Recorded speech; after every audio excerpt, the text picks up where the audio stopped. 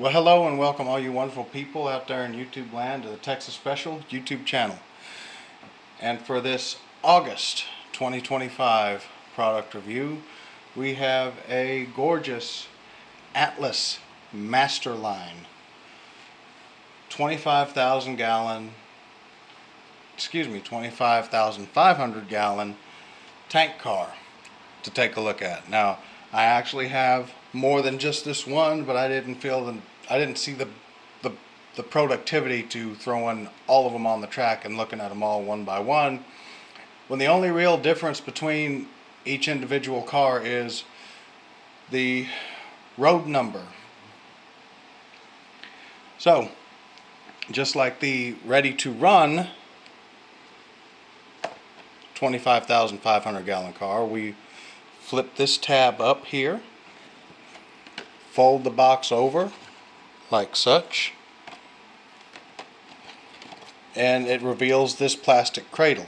Now, unlike the ready to run car, this one actually is in a plastic cradle, not in that annoying styrofoam that's just hard as heck to get stuff out of. So for the purposes of this video, we'll just remove the cradle from the box, set the box over to the side, and there is no special trick. You just lift it up like such,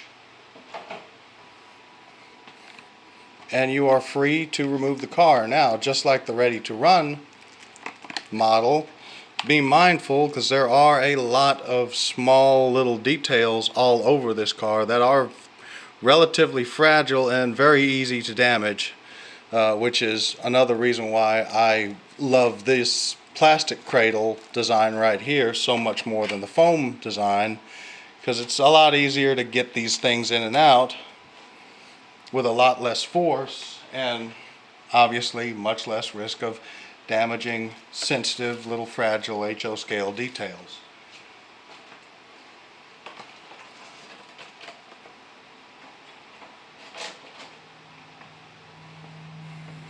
So, taking a look at this beauty, we see that the car is lettered for the IBPX 25105.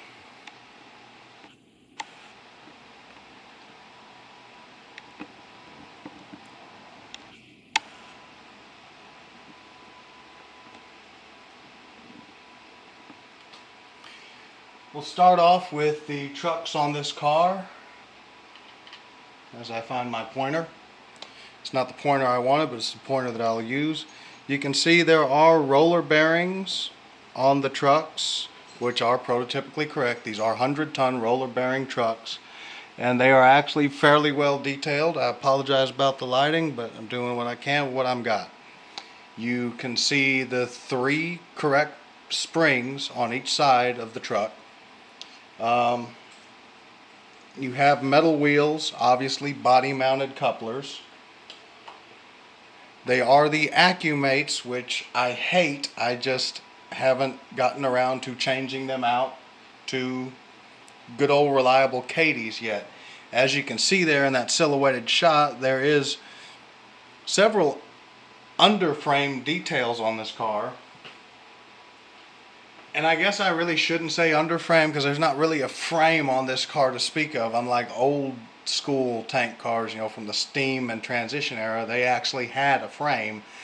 These new style, these modern tank cars, they pretty much just have a bolster right here that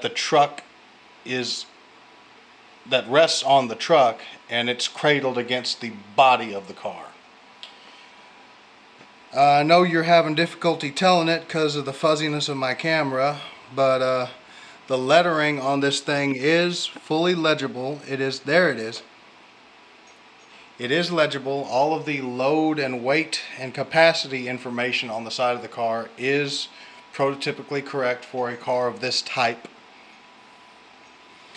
You can just barely make out a very thin separately applied handrail here on the end of the car, and on the other end it's there as well. A grab iron, or excuse me, a stirrup step here, and a little grab iron slash step right here at the walkway.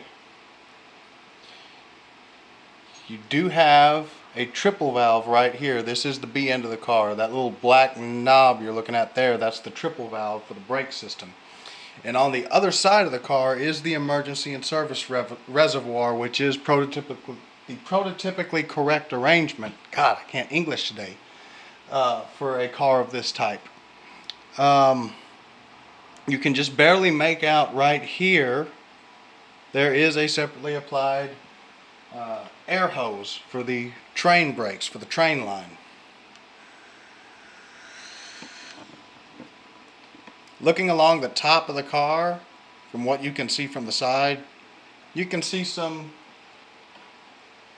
vent valve detailing right here, as well as this separately applied plastic hand railing around the walkway and the separately applied ladder.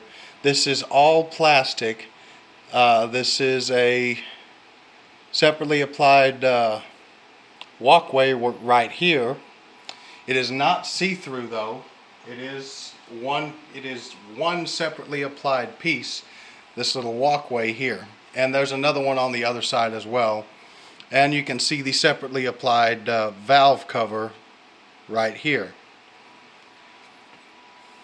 Looking at the rest of the car, you see a plain placard right here. This is the certification detailing right here. It declares when the car was built, last rebuilt, last inspected, that sort of thing. And you have all of the correct prototypical lettering along the sides of the tank to include load information, what this car is intended to carry. For my purposes on the Stars Hollow Railroad, that is gasoline, ethanol, diesel, things and such of that nature.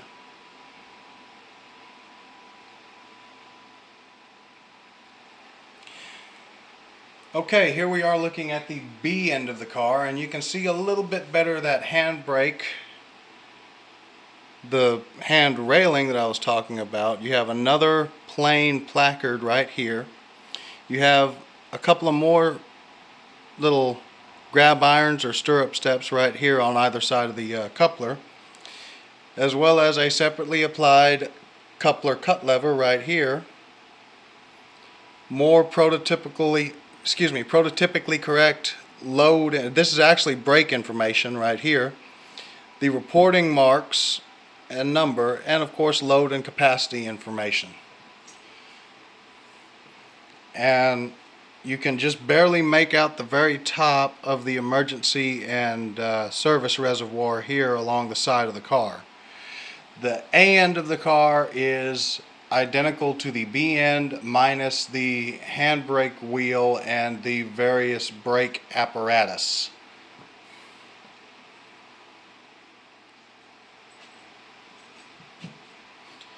Looking at the top side of this car, you can see the reporting mark along the top of the tank body, which is prototypically accurate. You get another look at the platform type area up here by the loading and vent valve, and you get a better idea of just how thin those hand railings are, because you can barely see this one right here, and of course the vent valve right there. And I misspoke looking at it from this angle. These little walkway platforms here are actually see-through. They are see-through. Plastic, but separately applied and see-through.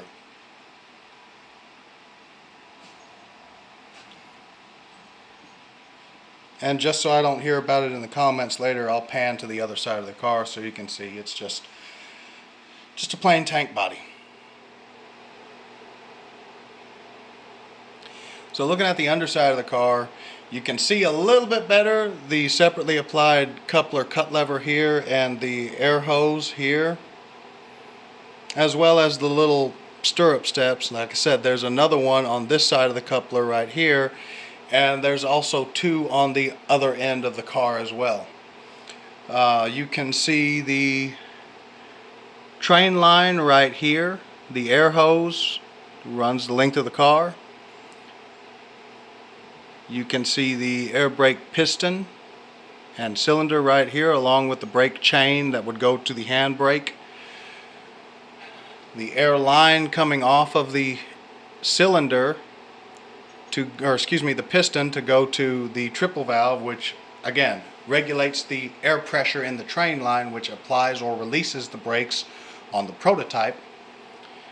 And the various little rods and linkages of the air brake apparatus itself.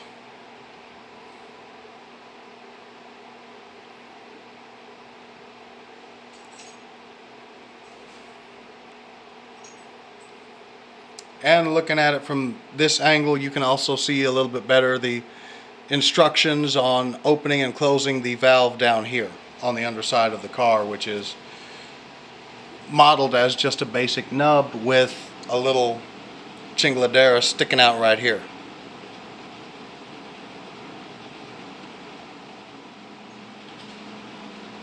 Even though these are larger modern tank cars, which is what I was going for with this railroad to begin with,